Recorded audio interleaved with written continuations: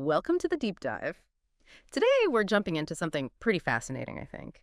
It's this question of, well, how much of that gritty, neon-soaked future we saw in cyberpunk fiction, how much of that is actually, playing out right now? In blockchain and in Web3, it feels almost surreal, doesn't it? Like the fantasy stuff we read in books is suddenly showing up in like GitHub commits or DAO votes or even those little pop-ups from your MetaMask wallet. It really does. And it's more than just a surface resemblance, I'd say.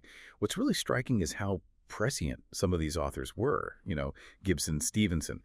Decades back, they were imagining these worlds ruled by megacore, where information flowed differently, where code itself was almost currency. It's kind of like they sketched out a blueprint for a lot of what we're building and, frankly, wrestling with today. Okay, let's break that down a bit. Maybe start with Neal Stephenson's Snow Crash. I mean, he painted this picture, right? People stuck between, physical slums and this huge virtual world, a place run by avatars governed purely by code. Your digital self, your status there was everything. Yeah, and if you look at our world now, that connects so directly. Think about the whole metaverse concept people are chasing. Or platforms like Decentralization. People are spending real money, serious money, on virtual land. Or, these Ethereum social platforms where maybe your avatar wears an NFT jacket that costs, $30,000? Yeah. That's not just showing off, it's a digital asset. That line between physical and virtual life, it's blurring. And these new digital economies popping up. It feels straight out of Stephenson. Absolutely. And then, of course, there's William Gibson, Neuromancer, the classic, where hackers literally jack into this massive decentralized web of information. Their whole goal was grabbing data, controlling it, because data was power. Right. Which forces us to ask, okay, how much of that network is basically now? Right. We've got technologies like ZK proofs, zero-knowledge proofs, verifying stuff without revealing the actual data, or things like Tor relays, hiding where you are online, anonymity. And then you have Bitcoin itself. It lets people hold and move wealth without needing banks, without worrying about borders. Gibson's idea of this sprawling, almost alive data space and the fight to control bits of it, it feels very, very familiar today. The parallels are strong.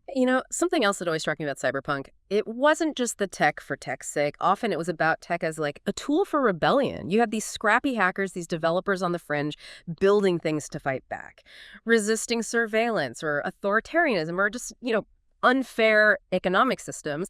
The little guy using the keyboard as a weapon. That's such a key point. And you see that spirit, that defiance, mirrored in blockchain today. Absolutely. Think about privacy coins like Monero, designed specifically so transactions are hard to trace, or decentralized exchanges, DEXs, built so no single government or company can easily shut them down. They're resistant by design. Heck, you've even got entire countries, look at El Salvador, adopting Bitcoin as actual legal tender, which many see as a pretty bold move against the established global financial order. So this digital resistance, it's not just fiction. People are actively building it. There was always that dark side in cyberpunk too, wasn't there? That a cautionary element. The tech often didn't create a utopia. Sometimes it just made things worse. It widened the gap between the haves and have-nots. And sometimes it led to new kinds of total control, just, dressed up as freedom. And that lands us right at a really critical question, I think, for everyone involved in Web3. Yeah. Are we actually building that decentralized dream? Or are we, maybe without meaning to, just writing our own cautionary tale, but in real time? You see this duality everywhere, don't you? On one hand, amazing innovation. Billion-dollar NFTs, tokenized real-world assets, incredible stuff. But on the other hand, you get devastating rug pulls. Founders just disappearing with the money. Or massive data leaks. Or DAOs, these decentralized autonomous organizations. They're supposed to be run by the community, by votes. But then you find out a few big whales, people holding tons of tokens, basically control everything. So even these structures built for freedom can end up fracturing or get hit by vote manipulation. And centralization just kind of creeps back in. It undermines the whole point. Yeah, it really, really feels like we're living in the prologue of one of those novels right now. The whole idea of decentralization. It's still so young, isn't it? It's messy. It's fragile. The next few chapters, honestly, they could go anywhere. So where does that leave us? What happens next?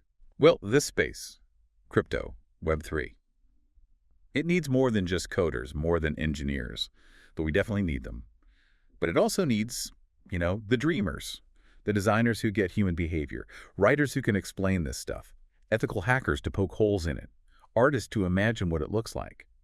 And it probably still needs some rebels too. It needs the kind of people who read those Cyberpunk books way back when and thought, man, if I had those tools, I'd build something better. something fair. And the thing is, now you listening, you actually have access to those tools, or you can learn them. So here's the question to maybe sit with. Are you going to use these new tools just to try and escape the old system? Or are you going to use them to try and rebuild it, maybe from the inside out? Well, thanks for taking this walk through the neon alleyways of crypto history with us on this deep dive. Yeah, and just remember, the future of this whole digital revolution, it's still being written. It's an open page. And it's being shaped, really, by the choices and actions of individuals like you. The code getting committed today, the projects being launched. That could easily be tomorrow's cautionary tale in a novel. Or it could be today's actual revolution. It's worth thinking about, you know. What role do you want to play in how this story unfolds?